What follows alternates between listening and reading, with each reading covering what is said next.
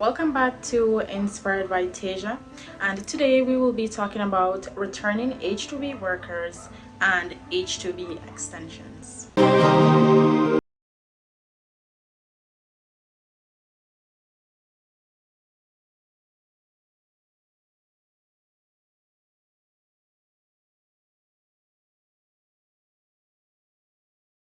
Returning H-2B workers are workers who have traveled on the program within the last 3 years. The Returning Worker Exemption Act was created to protect all returning H-2B workers who begin employment from the limited nature of the CAP system.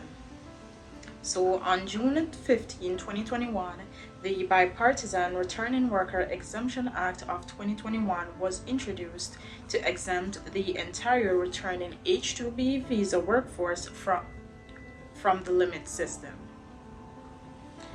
So necessary information for those who want to begin employment were provided on secure websites by the government. So according to Congress Representative Henry Cellular, this bill can help guarantee that small and seasonal businesses obtain needed workers performing labor during the post-pandemic economic recovery. However, the Department of Labor will have to provide a detailed online registry of jobs available to the public based on its availability in the labor market. There was a bill which modifies the H-2B non-immigrant visa program by exempting certain workers from the annual limit of such visas. So we already know that there is a cap on the amount of visas for H-2B, which is 66,000 for each year, 33,000 for each season, summer and winter. So there was a bill that exempt certain workers who traveled in the last 3 years who were already counted against the cap. So this there was a bill, and certain workers who traveled within those times were exempted from this 66,000 visas. So it says, under this bill, if a worker seeking H-2B visa has been counted towards the 66,000 annual cap on such visas in one of the 3 preceding fiscal years, that worker shall not be counted against the cap again.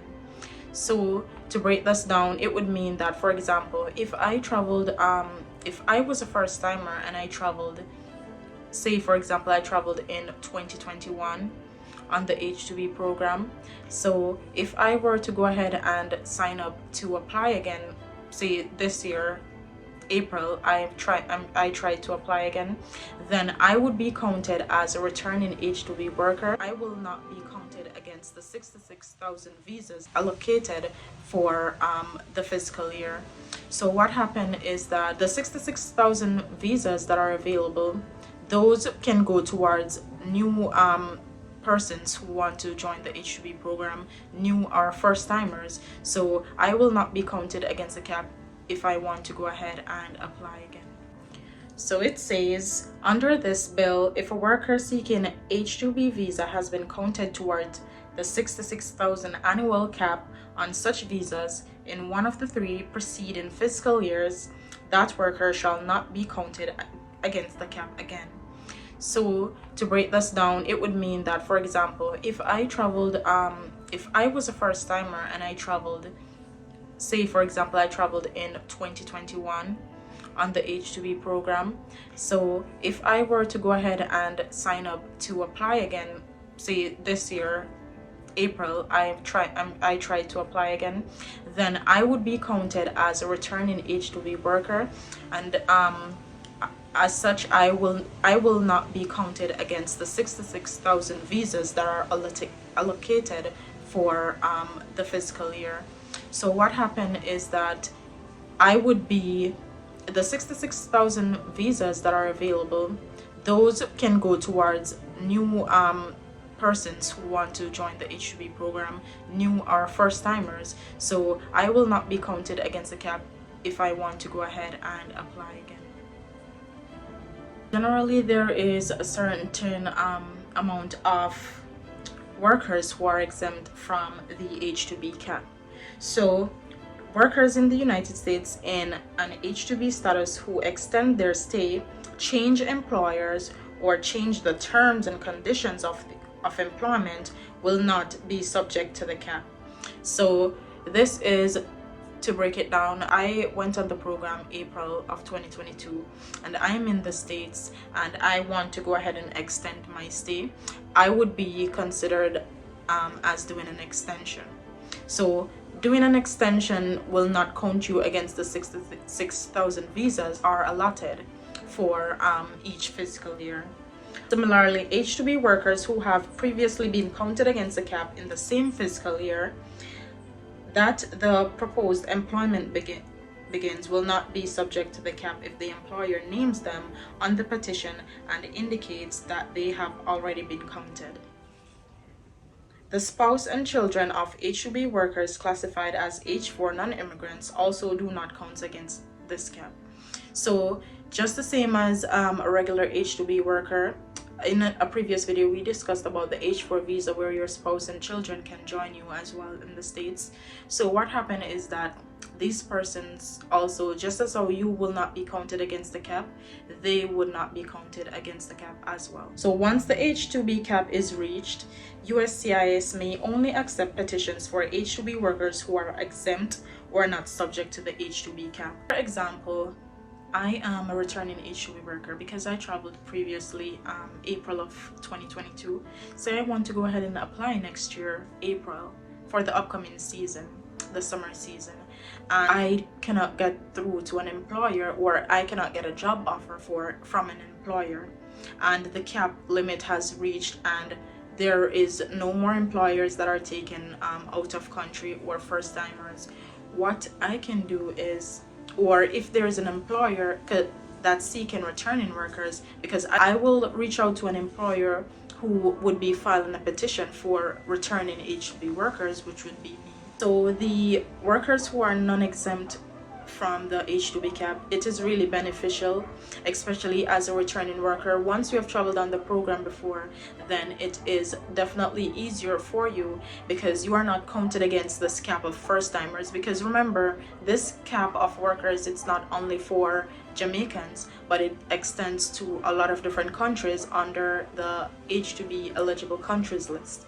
So being a returning H-2B worker, it kind of makes it easier for you, because even though an employer cannot hire you as a first timer or cannot hire you in the amount of visas that are allotted each fiscal year, then what they may do is petition to get workers who are exempted from the cap. So they can either say, okay, they're taking workers who traveled in the last 3 fiscal year would be counted as returnees, as myself, or they can say, okay, we're gonna petition to get in-country workers who are already in the States but are looking to extend their stay and work for another term or another contract. As mentioned with H-2B extension workers, so H-2B workers, those persons would be in the United States or in country.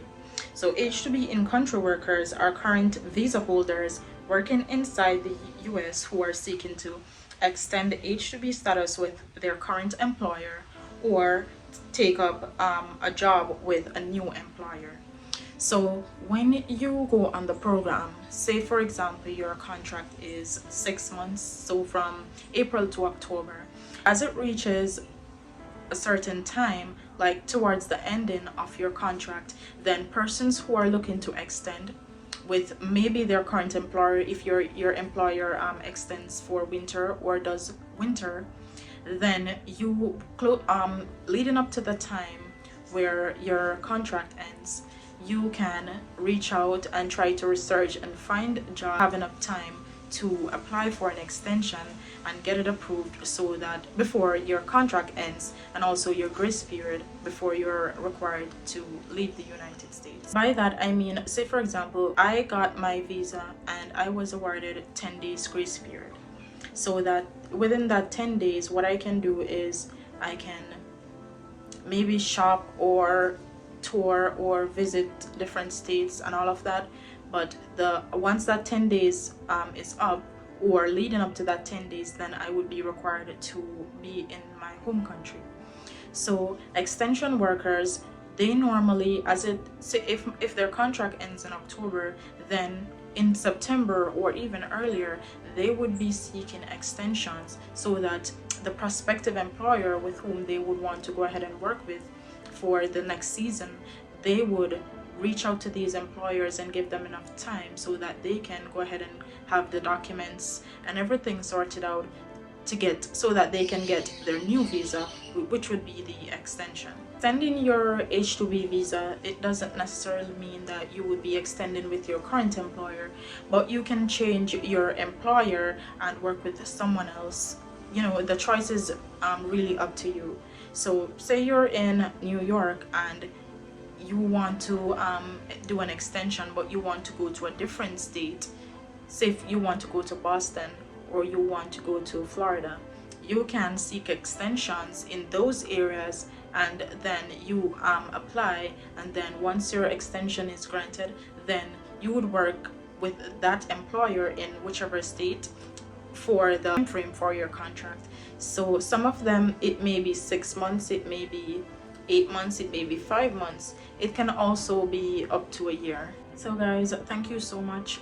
That was it for returning H-2B workers and H-2B extensions. So I just wanted to provide you guys with that information so that if you come across some employers and they're saying, oh, we are only taking in-country workers, or we are only taking returning workers, then you can have an understanding of what they mean when they do relay these information to you. So thank you guys so much more for joining, and I'll see you in the next video where we will go more in depth. And also I want you guys to remember to do your research, and if you have any questions, I'm always free. You can DM me or you can leave a comment and I'll definitely respond to you. So thank you guys so much once more, and I'll see you in the next video.